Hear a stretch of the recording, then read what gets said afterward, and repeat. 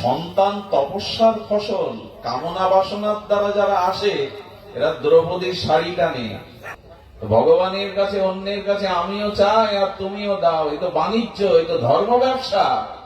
এই বংশে হৃদয়ে না, স্বয়ং ভগবান শিশুরূপে তোমার কোলে গিয়ে বসবে, ভগবান তোমার কোলে গিয়ে বসবে। যে সূর্যবংশীয় রঘুপতি রামচন্দ্রের চরিত্রেই তা প্রতিভাত হয়েছে।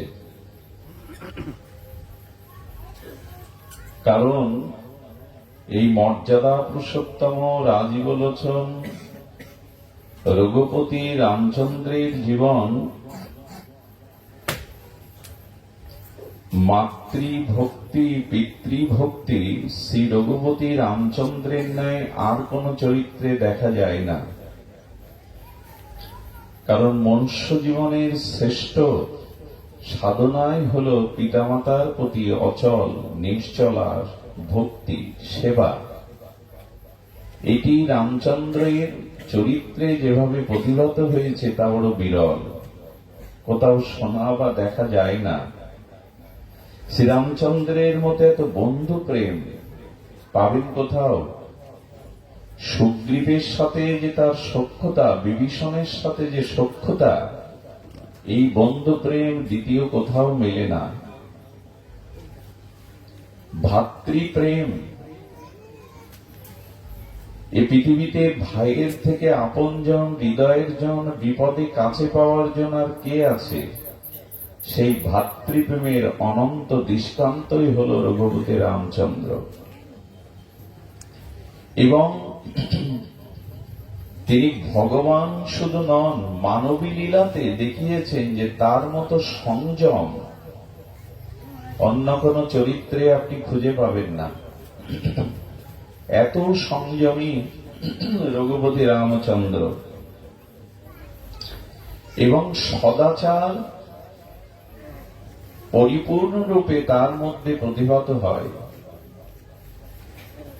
সর্বসদ্গুণ সম্পন্ন হয়ে সদাচার আর সব থেকে বড় সরলতা। দেখুন, ভগবান শ্রীকৃষ্ণের তিনটি জায়গায় বাঁকা, এই জন্য বাঁকে বিহারী। রাধা প্রেম নিয়ে ভগবান সেই প্রেমের ভার বইতে পারছেন না, প্রেমে তিন জায়গায় বাঁকা হয়ে গেছেন। কিন্তু রামচন্দ্র দেখবেন সরল সোজা, কোন জায়গায় বাঁকা নাই। ভগবান শ্রীকৃষ্ণ এসেছিলেন ভাদ্র কৃষ্ণাষ্টমীর গভীর অন্ধকার রজনীতে, আর রামচন্দ্র এসেছিলেন দিবাভাগে বেলা দ্বীপ্রহরে। সবই বিপরীত। আর বসুদেব দেবকীর এই কংসের কারাগারে ভগবান চতুর্ভুজ মূর্তি নিয়ে আবির্ভূত হয়েছিলেন, শঙ্খচক্র গদা পদ্ম। কিন্তু পরে শিশু হয়ে এসেছিলেন, কিন্তু চতুর্ভুজ রূপ ধরেছিলেন কংসের কারাগারে। পরে শিশু হলেন। আর এখানে তিনি কৌশল্যার কাছে এলেন, কিন্তু প্রথম চতুর্ভুজে, পরে শিশু রূপ নিলেন। আচ্ছা, রাম লক্ষ্মণ ভরত শত্রুঘ্ন চারি ভাই, ওখানে দেখবেন দ্বিগুণ, অর্থাৎ অষ্টম গর্ভে এসেছিলেন ভগবান শ্রীকৃষ্ণ। তো ভগবান শ্রীকৃষ্ণ আবার দেখবেন এক পত্নী ধরো, রামচন্দ্র সীতা ছাড়া জগতের সব রমণীকেই মা ভাবত। এটা আমার গোবিন্দের 16,108 জন মহিষী, সবকিছু বিপরীত। বিপরীত বলতে আমি বোঝাতে চেয়েছি যে রামচন্দ্রের চরিত্র অনুসরণ করা যায়, অনুকরণ করা যায় মানবী লীলা। একটি মানুষের যে আদর্শ, ভাতৃপ্রেম, পিতৃপ্রেম, মাতৃভক্তি, সদাচার, সদ্গুণ, সরলতা, বন্ধুপ্রেম, এই যদি অনুকরণ করতে হয়, শিখতে হয়, তবে রামচন্দ্রের চরিত্র থেকেই আমাদের শিখতে হবে। শ্রীকৃষ্ণের চরিত্র লীলা আপনি অনুকরণ করতে পারবেন না, কিন্তু রাম ভগবানের এই মর্যাদা পুরুষোত্তমের প্রতিটি লীলা আপনি জীবনে অনুকরণ অনুসরণ করতে পারবে। এই জন্য প্রকৃত মনুষ্যত্ব, মানবতা, দেবত্ব, সর্বোপরি ভক্তির সমহিমায় উজ্জ্বল হতে গেলে রামচন্দ্রের চরিত্র ভালো করে অনুধাবন করতে হবে।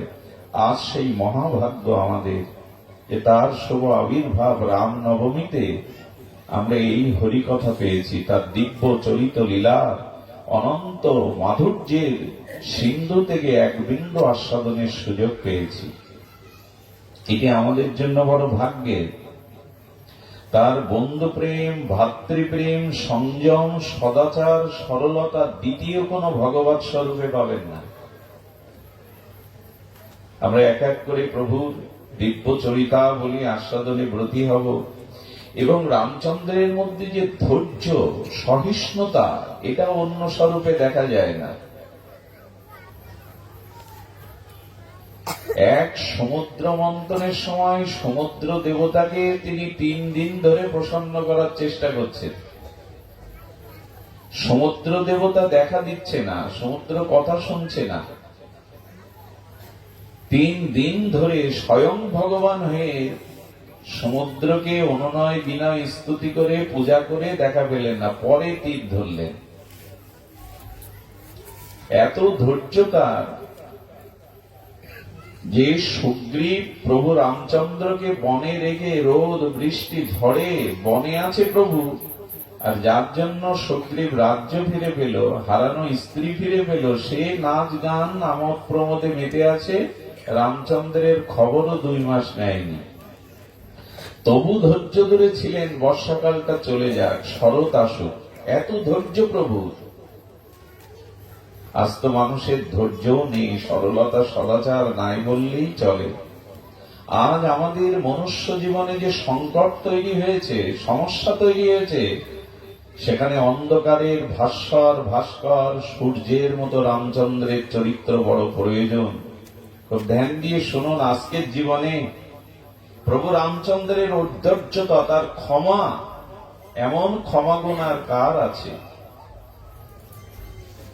যে কইকেয়ী তাকে বনবাসে পাঠালো, যাওয়ার সময় তাকে 2 বার প্রণাম করলো। কৌশল্যামাকে 1 বার করলো, কিন্তু তাকে করলো 2 বার।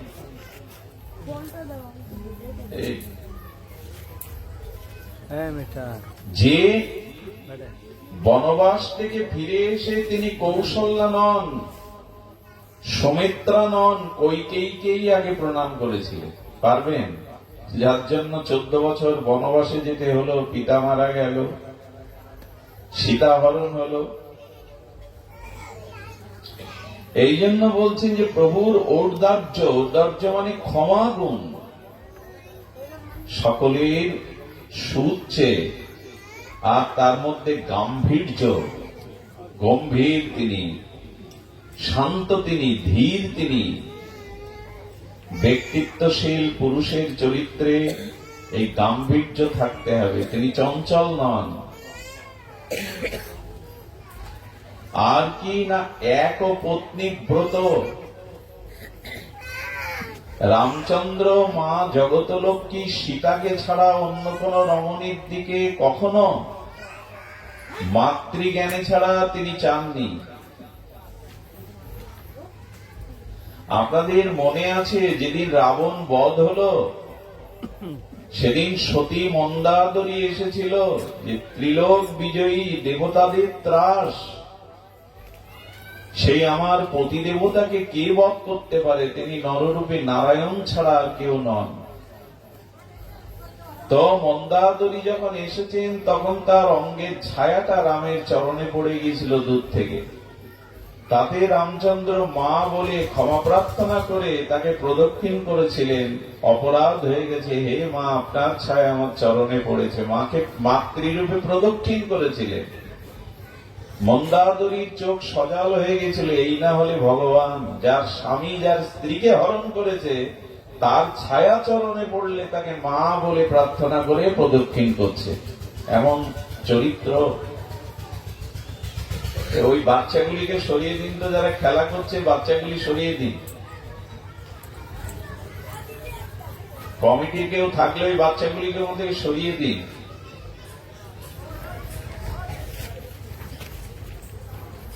জয় রাধে। একসঙ্গে এত সকল মহান সদ্গুণ কোথায় পাওয়া যায় আপনারা আমাকে বলুন।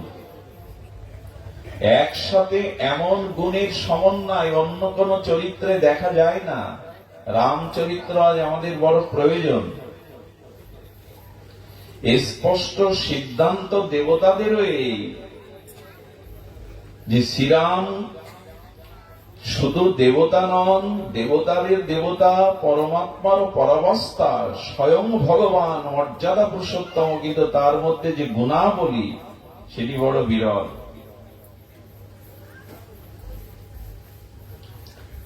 তো আজ আমরা তার আবির্ভাবের কথা একটু মন প্রাণ দিয়ে শুনবো। আজ অন্য কথা বলার দিন নয়, আজ মহারাম নবমী, আজ প্রভুর আবির্ভাব তিথি।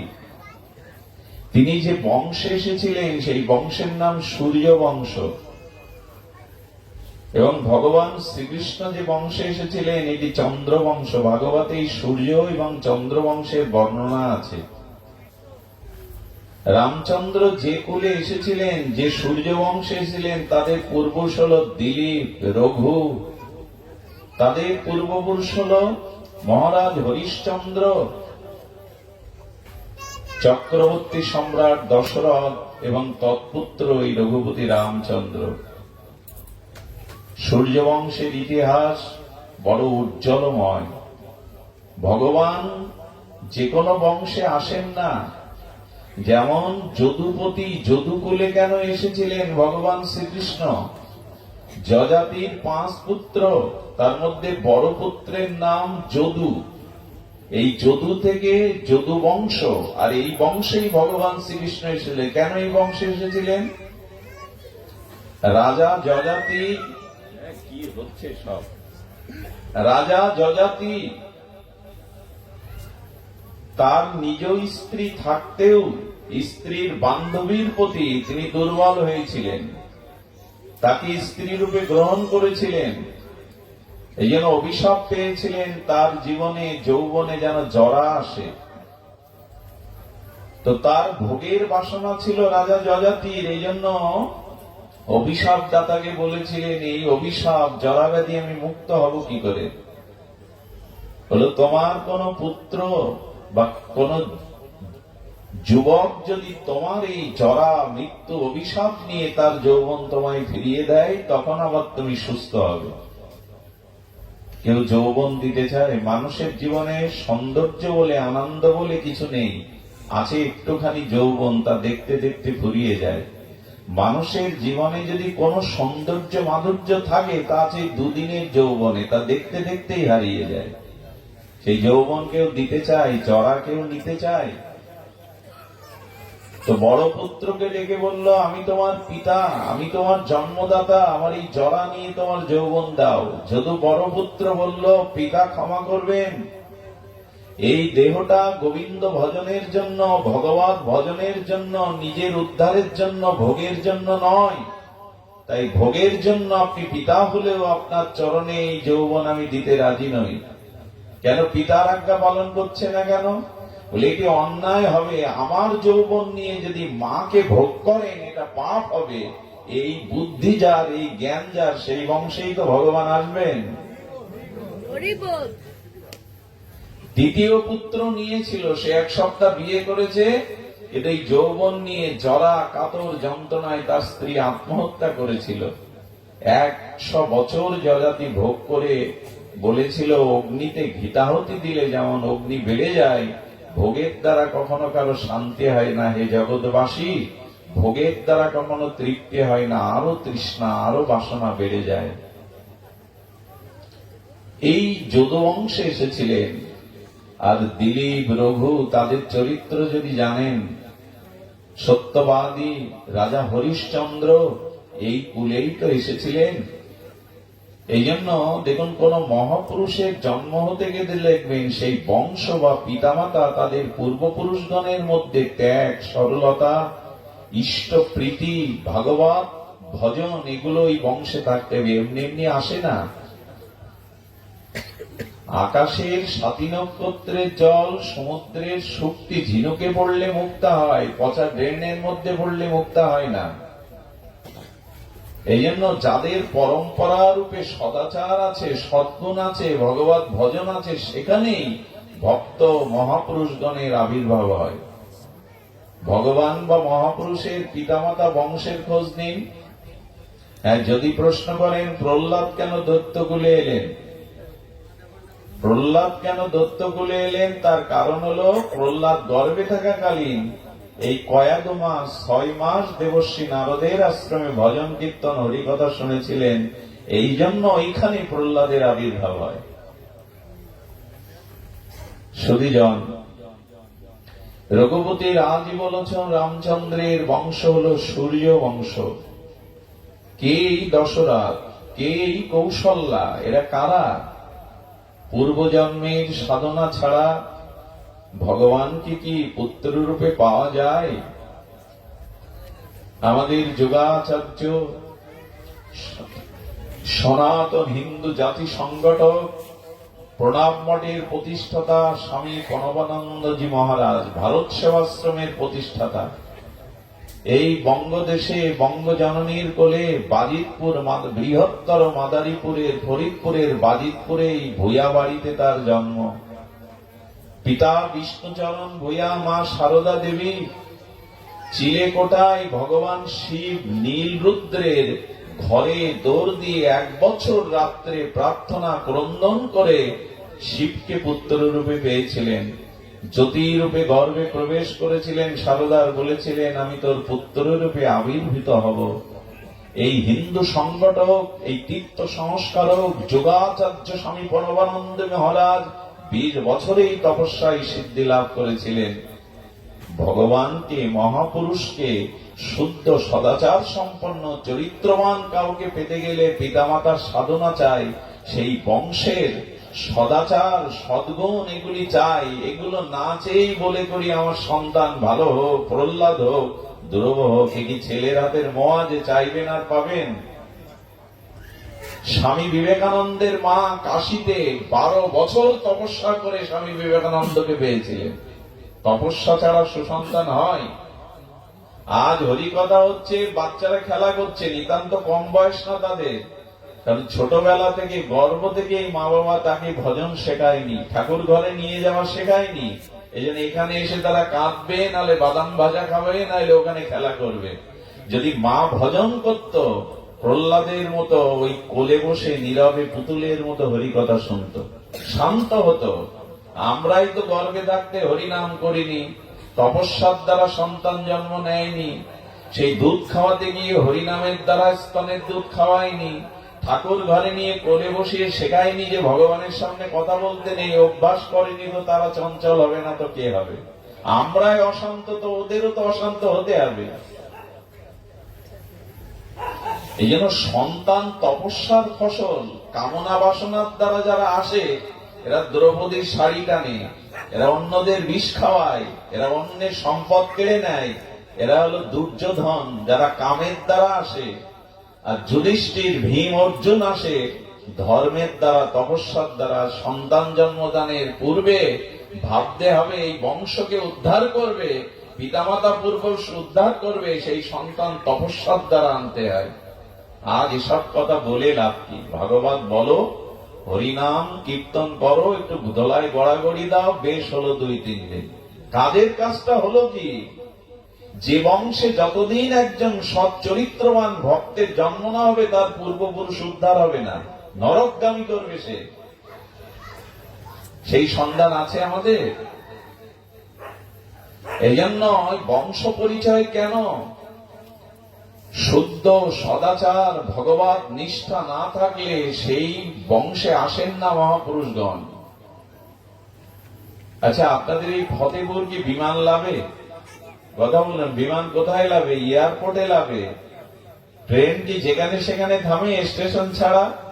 তার ভালো মহাপুরুষ অবতার দিব্য পুরুষগণ জায়গা পাচ্ছে না, গর্ব পাচ্ছে না। ভালো এয়ারপোর্ট ছাড়া বিমান লাভে না, ট্রেন স্টেশন ছাড়া থামে না, এখানে লাভবে বিমান। তো ভগবান মহাপুরুষ, সিদ্ধ পুরুষ, দিব্য পুরুষগণ আসার জায়গা পাচ্ছে না, ভালো গর্ব পাচ্ছে না, তারা পিতামাতা পাচ্ছে না, আসতে চাচ্ছে, তারা জায়গা পাচ্ছে না। আজ গত 200 বছরে একজন হরিচাঁদ গুরুচাঁদ আসেনি, স্বামী বিবেকানন্দ প্রবানানন্দ আসেনি, ঠাকুর রামকৃষ্ণ বিবেকানন্দ আসেনি, রবীন্দ্রনাথ আসেনি, বিদ্যাসাগর আসেনি। কারণ কি? জায়গা পাচ্ছে না তারা, ভালো তপস্যার জায়গা পাচ্ছে না, ভালো পিতামাতা সাধন পরায়ণ পাচ্ছে না। এই যেন রাম ভগবান এলেন এই সূর্য বংশে, বড় বিস্তৃত ইতিহাস। কিন্তু পিতামাতা কে, ভগবানের পিতামাতা কে হয় দেখুন, এরা সন্দিনী শক্তির আধার। এই দশরথ এবং কৌশল্যা পূর্বজন্মে কে ছিলেন? ব্রহ্মার মানস পুত্র ভগবান মনু এবং শতরূপা, আমাদের আদি পিতামাতা। আমাদের সনাতন ধর্মের আদি পিতামাতা ভগবান মনু এবং শতরূপা।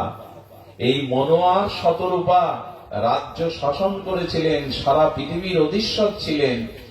একদিন ভগবান মনু বসে বসে ভাবছে, জীবন তো চলে গেল, কত কাল কাটিয়ে দিলাম, কিন্তু ঈশ্বর ভজন তো হলো না। শতরূপা বলছেন, প্রভু আপনি কাঁদছেন কেন? বলেন, জীবন তো সায়ান্নে, কই ভগবত ভজন তো এলো না। তাই মনু আর শতরূপা পুত্রদের উপরে রাজত্ব ভার দিয়ে, সিংহাসনের ভার দিয়ে নৈমিষারণ্যে কয়েক হাজার বছর তপস্যা করেছিলেন। এই দেখুন, ভগবানের পিতামাতা এমনি হওয়া যায় না, ভগবানকে এমনি আনা যায় না। মনু শতরূপা সহস্র বৎসর ব্যাপী দিব্য তপস্যা করেছিলেন নৈমিষারণ্যের এই পবিত্র ক্ষেত্রে। এত তপস্যা করেছিলেন, দৈববাণী দ্বারা পরমাত্মার পরাবস্থা ভগবান পরম ব্রহ্ম আদেশ করেছিলেন, বর চাও। ভগবান মনু কণ্ঠস্বর শুনে মোহিত হয়েছিলেন। এত মধুর কণ্ঠ হতে পারে? ভগবানের কণ্ঠ বড় মধুর হয়। বলেন, যার কণ্ঠ এত মধুর, না জানি তাকে দেখতে কত মধুর হতে পারে। বর দিন, আপনি আমার পুত্র রূপে জগতে আসবেন। পরম ব্রহ্ম বললেন, তথাস্তু, আমি পুত্র রূপে যাব। আমি ত্রেতাতে তোমারই পুত্র রূপে আমি রঘুপতি রাজীব লোচন মর্যাদা পুরুষোত্তম রামচন্দ্র হয়ে আসব। সঙ্গে সঙ্গে শতরূপাকে বলছেন, আপনি কি বর চান?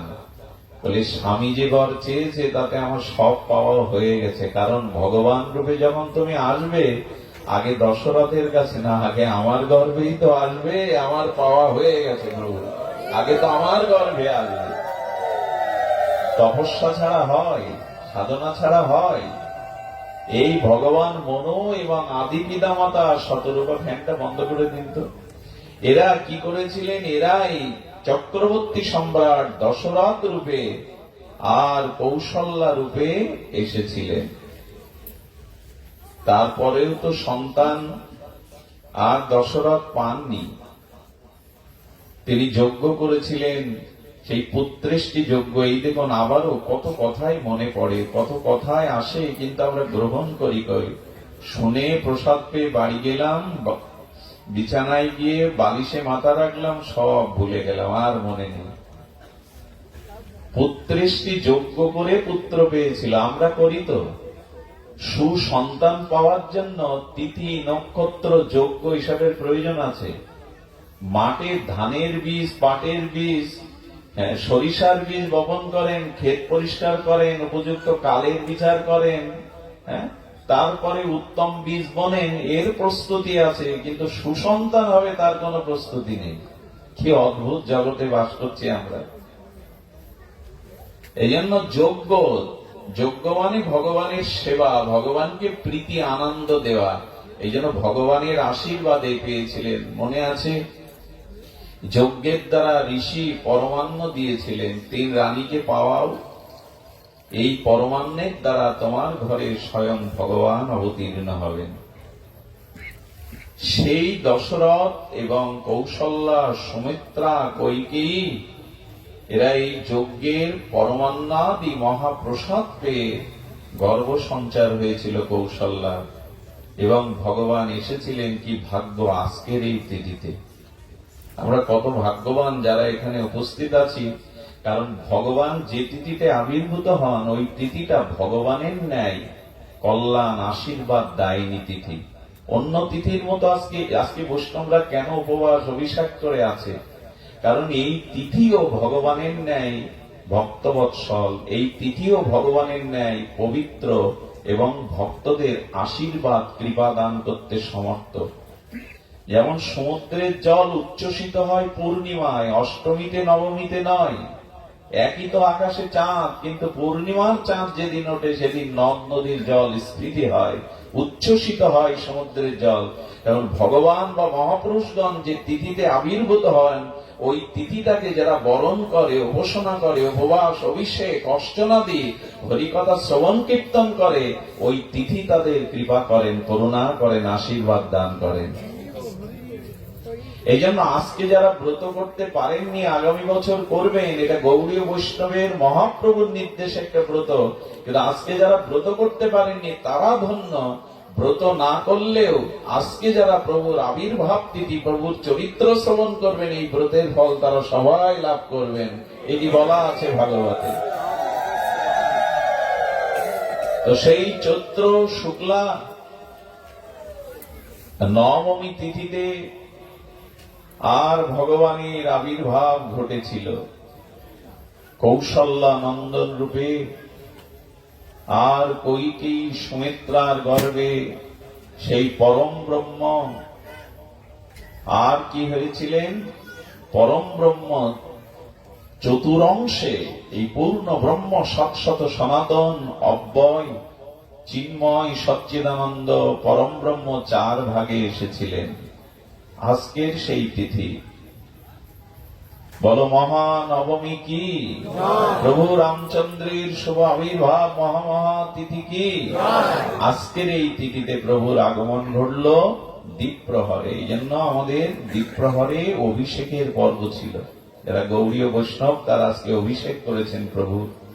যারা করেননি তারা প্রভুর চরিত্র দিয়ে অভিষিক্ত হন এবং প্রভুকে হৃদয়ের অনুরাগ দিয়ে, শ্রদ্ধা দিয়ে, ভালোবাসা দিয়ে অভিষেক করুন তার এই লীলা চরিত্র দিয়ে।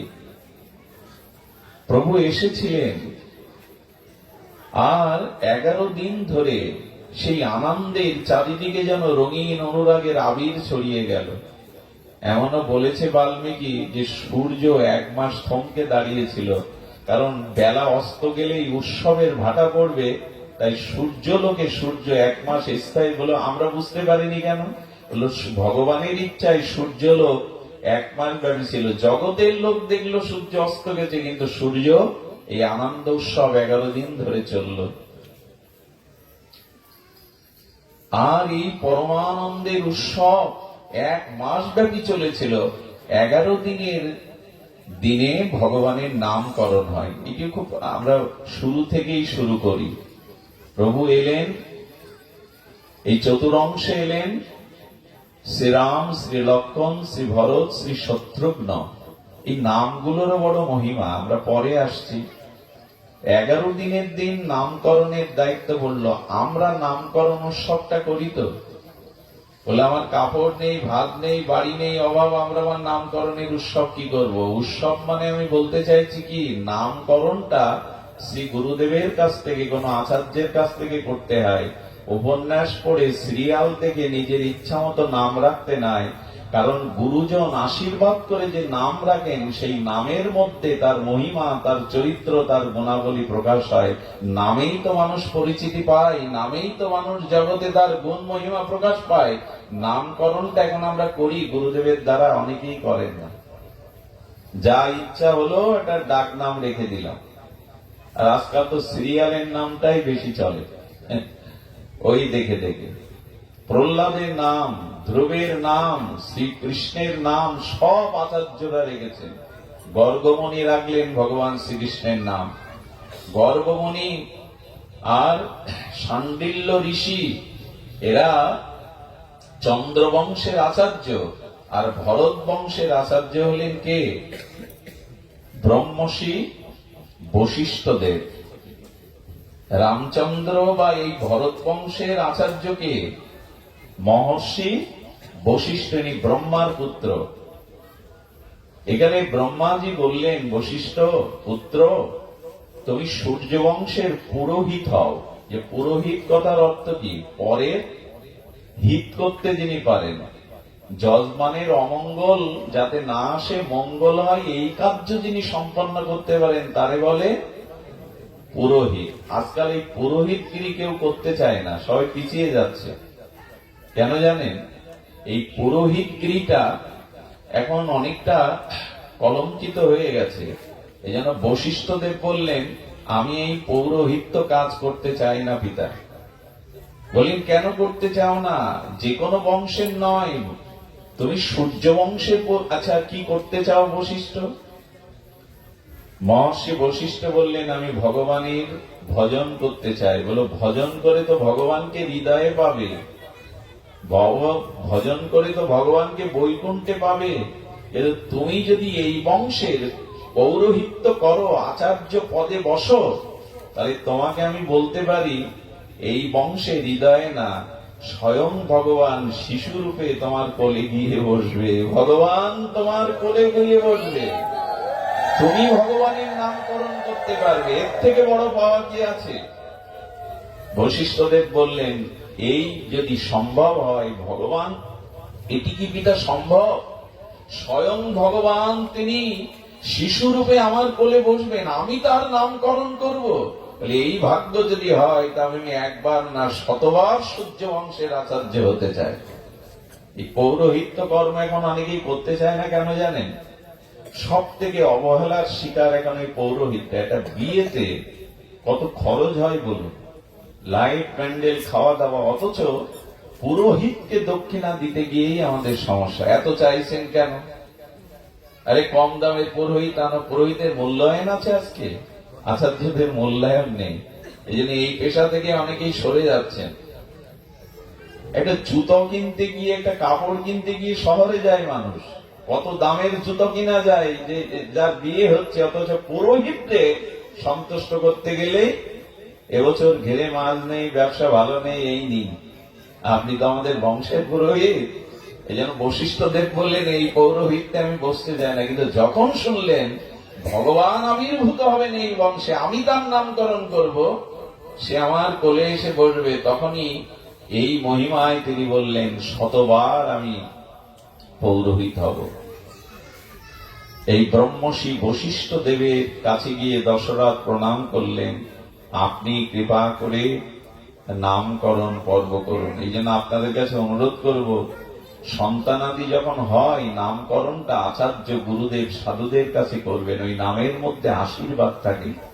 যেমন অজামিলের নাম, অজামিলের পুত্রের নাম নারায়ণ রেখেছিল কে?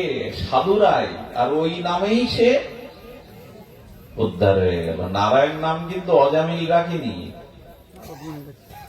রেখেছিল সাধুরা। একদিন ওর বাড়ি গিয়েছিল, আর গ্রামের কিছু বদলোক আছে দেখবেন। বদলোক বলছি কেন? গ্রামের কিছু লোক থাকে, তারা কি করেছে জানেন? 4 জন সাধু এসেছে, বলছেন ভক্ত পরিবারকে একটু বলে দিতে পারেন, আমরা একটু বিশ্রাম নিতাম, একটু জল পেতাম।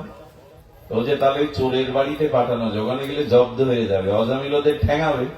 বলেন, এই বাড়ির, এই গ্রামের মধ্যে সব থেকে সদাচার সম্পন্ন ভক্ত হলো অজামিল, ওই বনের ধারে ওর বাড়ি। সাধুরা সরল, তাদের বলে দিয়েছে। এই গিয়ে ভাগ্যি ভালো যে অজামিল বাড়ি ছিল না। তার স্ত্রী দেখলো সাধুরা এসছে, গ্রামের লোক ঠকিয়ে পাঠিয়েছে মিথ্যা বলে, তাদের একটু বসতে দিয়েছে, যে জল দিয়েছিল।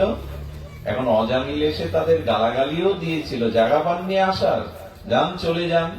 তারপরেও সাধুরা আসলে কল্যাণ হয়, তাই সাধুরা বলেছিল, তুমি গর্ভবতী মা, তোমার ঘরে এসে যখন 1 গ্লাস জল পেলাম, তখন আমাদের একটা কথা রাখো, ওই গর্ভের সন্তানের নাম নারায়ণ রেখো। এই নামেই অজামিল উদ্ধার হয়ে গেল, এই পুত্রের নাম নারায়ণ বলতে বলতে। যেন নামের মধ্যেই সার্থকতা থাকে, নামের মধ্যেই কৃপা আশীর্বাদ থাকে। নামকরণটা যেন তেন ভাবে করবেন না, অনুষ্ঠান করার দরকার নেই, কিন্তু আচার্যের কাছে নামকরণটা করবেন। এখন আর আমাদের শিক্ষিত সমাজে এগুলো বাদ পড়তে গেছে, আর বাদ পড়েছে বলেই তো আজ গৃহগুলোর, সন্তানগুলোর, পরিবারগুলোর আগুন জ্বলছে। টাকা আছে, বিল্ডিং বাড়ি আছে, ভেতরে শান্তি নেই। পুত্র কন্যার জন্য প্রতিটা পিতামাতার এখন রাতের ঘুম হারাম হয়ে গেছে। মেয়েটা অন্য ধর্মে গেল না তো, ছেলেটা নেশাভান করে না তো, এই চিন্তায় পিতামাতার মাতার ঘুম হারাম হয়ে গেছে। কেন? বিশ্ববিদ্যালয়ে পড়ান, এত লেখাপড়া শিখিয়েছেন, তো কেন এত চিন্তা? বলে তাদেরকে মানুষ করিনি। তাদেরকে ধর্মীয় শিক্ষা অনুশীলন দেয়নি। আশ্চর্য হতে হয়, 10টা মাস্টার রাখি, একটা ইংলিশের মাস্টার, একটা অঙ্কের মাস্টার রাখুন, একটা গানের মাস্টার, একটা খেলা শিখবে বলে প্রশিক্ষণ রাখেন, অথচ মানুষ হবে কি করে গুরুদেবের কাছে দেন না। গানের মাস্টার, খেলার মাস্টার, অঙ্কনের মাস্টার, জ্যামিতির মাস্টার, কিন্তু মানুষ হবে কি করে সাধুর কাছে নিয়ে যান না, সাধু সঙ্গে নিয়ে যান না, শ্রীগুরুর চরণে কানে হরি নাম দেন না। তা হবেটা কি? যা হওয়ার তা হচ্ছে। শুনুন, এই ভাগবত মানে শুধু গল্পগাথা নয়, এই ভাগবত মানে আমাদের জীবন, পরিবার, সমাজ গঠনেরই মহামন্ত্র। আর ভগবানের চরিত্রে ফুটে উঠেছে তাই। এই দেখুন, প্রতিটি কথার মধ্যেই আমাদের জীবনীয় শিক্ষা। বশিষ্ঠ দেবের চরণে গিয়ে বললেন, আপনি 4 পুত্রের নামকরণ করুন। বশিষ্ঠ দেব বহুদিন ধরে, বহুদিন মানে হাজার হাজার যুগ ধরে অপেক্ষা করছিলেন এই দিনটার জন্য, যে কবে ভগবানের আবির্ভাব হবে আর আমি নামকরণ করে তাকে কোলে তুলে নেব। বড় পুত্র বসে আছে দশরথের কোলে, আর তার পরের পুত্র বসে আছে কৌশল্যার কোলে, আর বসে আছে কৈকেয়ীর কোলে, আর একজন আছেন ছোট পুত্র সুমিত্রার কোলে। প্রথমেই ধ্যানযোগে বশিষ্ঠদেব নামকরণ করে ধ্যানস্থ হয়ে বললেন, আপনার এই বড় পুত্রের নাম হবে শ্রীরাম। এই নাম বশিষ্ঠদেব ব্রহ্মর্ষি রাখলেন। বললেন, প্রভু রাম শব্দের অর্থ কি? বলো, অনেকগুলি অর্থের মধ্যে একটি অর্থ সুন্দর, যিনি সর্বসুন্দর তার নাম ওই যে বলে নয়ন অভিরাম, বলে না নয়নাভিরাম, নয়ন আর অভিবাদ দেন, এই বাদ দিয়ে রাম মানে সুন্দর। আপনার এই সন্তান জগতে সর্বতম সুন্দর। আরেকটি অর্থ করলেন, রাম রমায়তি ইতি রাম। বশিষ্ঠদেব বললেন, প্রত্যেকটি জীব পরমাত্মার সাথে, ঈশ্বরের সাথে যে মিলনের আনন্দ, সেই মিলনের আনন্দ রমণীয় ঘনীভূত মূর্তি হলো আপনার এই পুত্র রাম। এই জন্য রাম শব্দের অর্থ হলো রমণ, আনন্দ। রমণ ক্রিয়ার দ্বারা যে আনন্দ, এটা জীবাত্মা পরমাত্মায়, ভক্ত ভগবানে ভক্তির দ্বারা যে রমণ হয়, এই রমণীয় আনন্দই হলেন রঘুপতি রাম। আরো বললেন, রাম শব্দের অনেক অর্থের মধ্যে আরেকটি বললেন, যার সহধর্মিনী হবে জগতলক্ষ্মী সীতা, সেই সীতাপতি রাম। এইভাবে অনেক ব্যাখ্যা করেছিলেন। এক একটি ব্যাখ্যা এক এক দিনের পাঠের প্রয়োজন হয়ে দাঁড়ায়। আমরা স্বল্প স্বল্প করে এগিয়ে যাই প্রভুর চরিত্রে। এরপরে নামকরণ হয়েছিল, কৌশল্যার করে বসেছিলেন ভরত। ওর নাম হলেন ভরত। লক্ষণের নাম পরে এসছে ভরতের। ভরত মানে যিনি ভরণ করেন। ভরণ মানে যিনি প্রেমকে, ভক্তিকে ধারণ করেন, পরিপূর্ণরূপে ভরণ করেন, ইনি ভরত।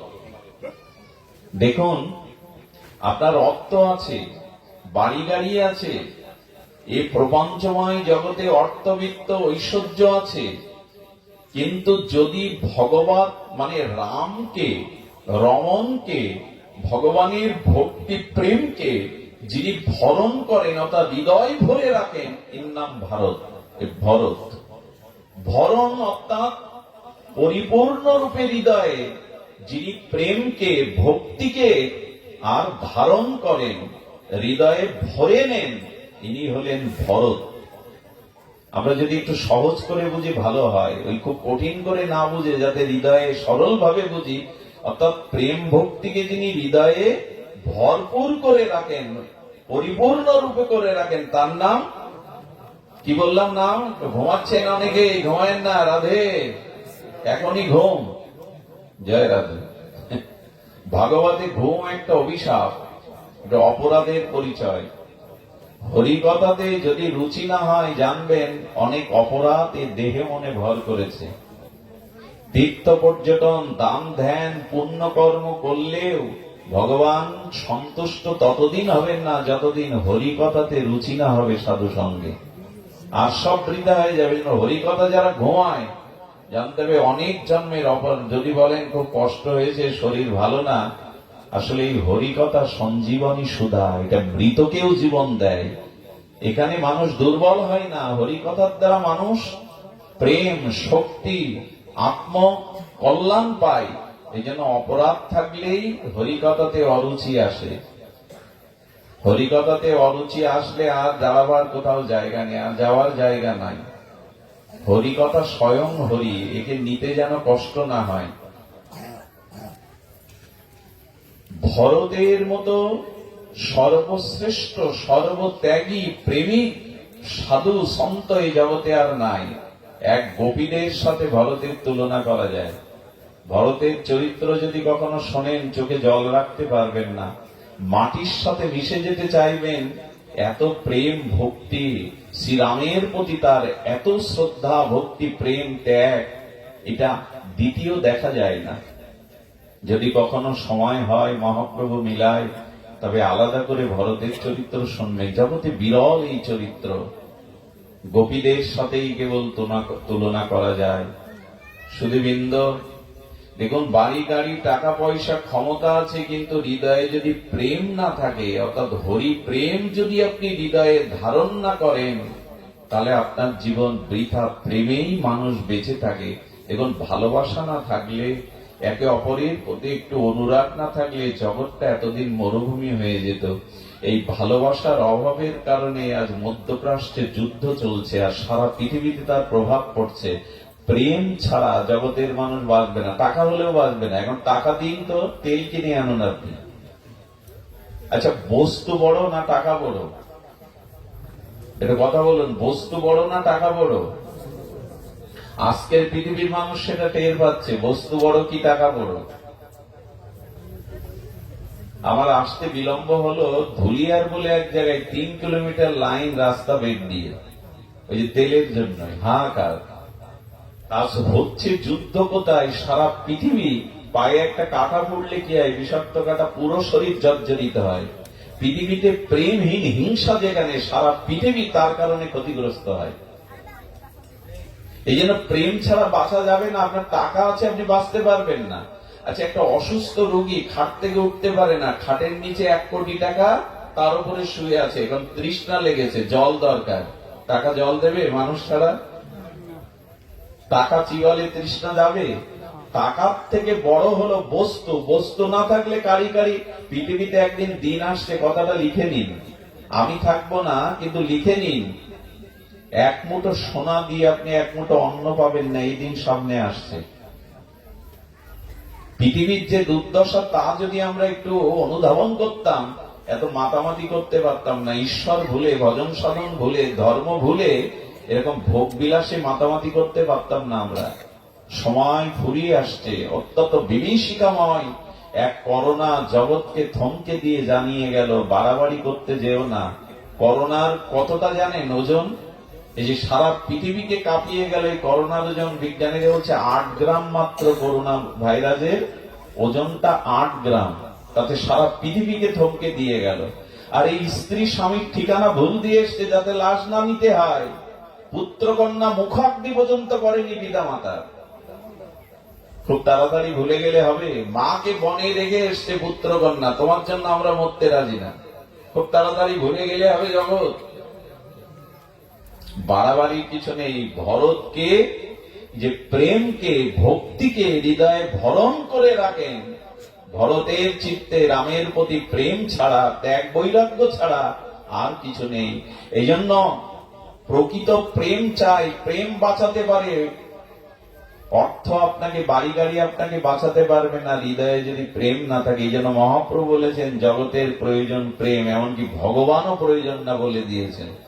ভগবান আগে প্রয়োজন না, প্রেম প্রয়োজন। প্রেম না থাকলে ভগবান পেয়েও দুর্যোধনের মতো তোমার কিছু হবে না। আগে প্রেম চাই, প্রেম জগৎকে বাঁচাতে পারে।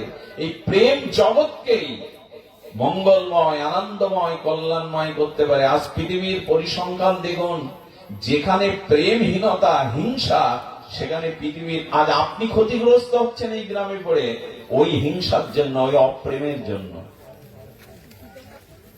আজ প্রতিবেশীর মুখ আমরা দেখি না। 5 ঘর হিন্দু থাকলে তাদের মধ্যে দলাদলি, এতে বাঁচা যায়? এ জাতি বাঁচতে পারে? প্রতিবেশীর ভালো যে চাই না, সেখানে তো নরক হয়ে গেছে। প্রতিবেশীর উন্নতি যে সহ্য করতে পারে না, এটা তো নরক বনে গেছে। আজ এই পৃথিবীর জন্য দায়ী অন্য কেউ না, আকাশ বাতাস কেউ দায়ী না, মাটি না, দায়ী আমরাই। প্রেমহীন জীবন নরক। কথাগুলো কাদের বোঝায়? নিজেও কি বুঝেছি? অন্যদের কি বোঝানোর মতো ত্যাগ বৈরাগ্য আছে যে প্রেম ছাড়া বাঁচা যায় না? একবেলা না খেয়ে থাকতে পারেন, স্নান না করে থাকতে পারেন, নিঃশ্বাস না নিয়ে বাঁচবেন না। এই প্রেমটা নিঃশ্বাসের মতো, এছাড়া জীবন অচল। আজও পৃথিবী যতটুকু টিকে আছে প্রেমের কারণে, ভালোবাসার কারণে। এগুলো তুলে দিলে মরুভূমি হয়ে যেত। অনুরোধ করব, হিংসাকে জীবন থেকে পরিহার করার চেষ্টা করুন। ভালোবাসা, প্রেম এই শুধু আপনাকে না, জগৎকেই শান্তি দিয়ে দেয়, পারিপার্শ্বিক অবস্থাকে আনন্দময়। দেখুন, এখানে আমরা বসেছি, এখানের পরিবেশ এখন স্বর্গের থেকে মহান। স্বর্গেও এই আনন্দটা এখন গিয়ে, কারণ স্বর্গে হরিকথা নাই, স্বর্গে সাধু সঙ্গ নাই।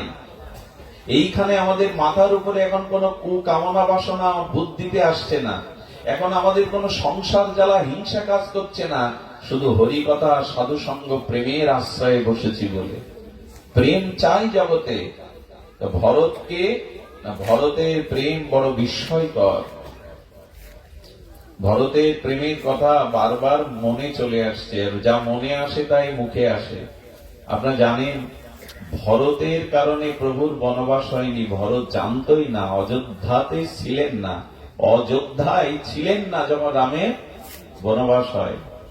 উনি এসেছিলেন, উনি আসার পরে কইকেই বলেছিল, ভরত তুই রাজা হয়েছিস, রামকে 14 বছরের জন্য বনবাসে পাঠিয়েছি। ভরত এই কথা শুনে ছেলের মতো হৃদয়ে ব্যথা পেয়ে বলেছিল, তুমি রাক্ষসী, তুমি ডাইনি। 14 বছর প্রভু যতদিন না ফিরে আসে আমি তোমার মুখও দেখব না। তুমি মা হতে পারো না। আমার প্রভুকে যে আমার কাছ থেকে কেড়ে নেয়, সে ডাইনি, সে রাক্ষসী, সে পাষাণী। মাকে ভরতের মতো সাধু এ কথা বলতে পারে? কেন বলেছিল? অনেকেই প্রশ্ন করেন, মাকে ভরত যে এত বড় কথা বললো, 14 বছর মুখ দেখলো না, ডাইনি পাষাণী বললো, তাকে সাধু বলবো কি করে? ভরত কেন বলেছিল জানেন?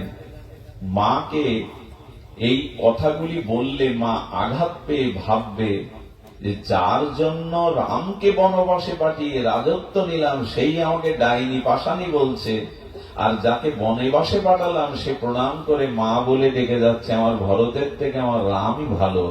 এই বোধটা মার চিত্তে জাগাবে বলে উনি বাইরে গালি দিলেন যে আমাকে নয়, মার মনটা রামের চরণেই যা। কত জ্ঞান রাখে ভরত।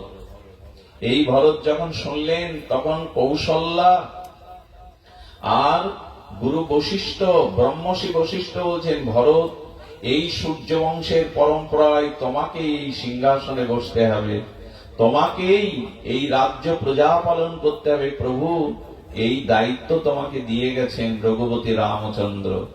হাত জোর করে বললেন, গুরু আজ্ঞা, মাতৃ আজ্ঞা সর্বদা পালনীয়, কিন্তু আজ আমি আপনাদের আজ্ঞা লঙ্ঘন করলাম। প্রণাম করে বলছেন, লঙ্ঘন করলাম। বলে কেন? তা বললেন, আমার লোভ বেশি গুরুদেব, আমি ওই যে সিংহাসন বলছেন ওর থেকে বেশি লোভী। বলে জোর করে বসানো যাচ্ছে না সিংহাসনে, আর তুমি লোভী? বলে হ্যাঁ গো, আমি একটা পদ চাই না, ওই রাজত্বের পদ, সিংহাসনের পদ একটা, আমি বেশি লোভী, আমি 2 পদ চাই। আমার রামচন্দ্রের 2 পদ চাই, আমি এক সিংহাসন চাই না। কত বড় ত্যাগী হলে! আজকে সারা পৃথিবীতে ক্ষমতা নিয়েই তো দ্বন্দ্ব সংঘাত নাকি? ক্ষমতা নিয়েই কে কত বড়, কে কত ক্ষমতাবান। আর এই দেখুন ভরতের চরিত্র। বলছেন গুরুদেব, বলছেন কৌশল্যামা বলছেন, তোমাকে জোর করে যদি বসাই? বলেন, গুরুদেব আপনি জোর করে আসনে বসাতে পারেন, এই অযোধ্যার সিংহাসনে, কিন্তু এই সিংহাসন ধরিত্রী দেবী ভূতলে, পাতালে, রসাতলে যাবে, পৃথিবী থাকবে না। বলে বাহ, ভরত, হিরণ্যকশিপু রাবণ সিংহাসনে বসলে ধরিত্রী দ্বিখণ্ডিত হয়নি, ধ্বংস হয়নি। তোমার মতো ত্যাগী সন্ত শিরোমণি ভরত বসলে ধরিত্রী সহ্য করতে পারবে না, রসাতলে যাবে। বলেন যে কাজ হিরণ্যকশিপুর করেছে, রাবণ করেছে, সেই কাজ যদি রামের দাস হয়ে, রামের ভাই ভরত হয়ে করি, পৃথিবী হে পাপের ভার বইতে পারবে না। তাই আমি আসনে বসবো না। শুনলে অবাক হবেন, কারো কথা না মেনে তিনি রথ নিয়ে আর সমস্ত সারথি নিয়ে, প্রজাদের নিয়ে প্রভুকে আনবার জন্য চলেছেন ভরত। রাজসিংহ এই ত্যাগ কোথায় আছে? প্রেম ছাড়া ত্যাগ হয়? ভক্তি ছাড়া ত্যাগ হয়? চলেছেন খালি পায়ে, রথ পেছনে, আর ভরত খালি পায়ে হেঁটে যাচ্ছে। খালি পায়ে যেতে যেতে পায়ে একটা কাঁটা ফুটে গিয়েছিল, কাকর ফুটে গিয়েছিল।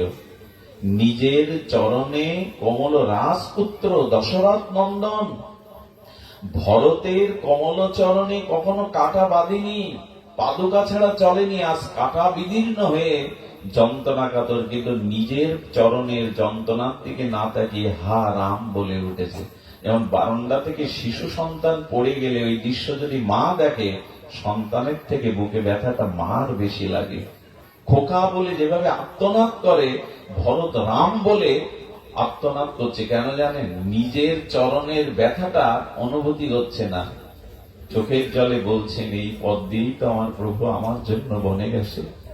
এমনি করে তার চরণে কাঁটা ফুটে হয়তো ব্যথা বেজেছে। নিজের চরণের ব্যথা অনুভব না করে প্রভুর চরণের কথা চিন্তা করছে। এই হলো ভরত। একেই প্রেম, অন্য কিছু না।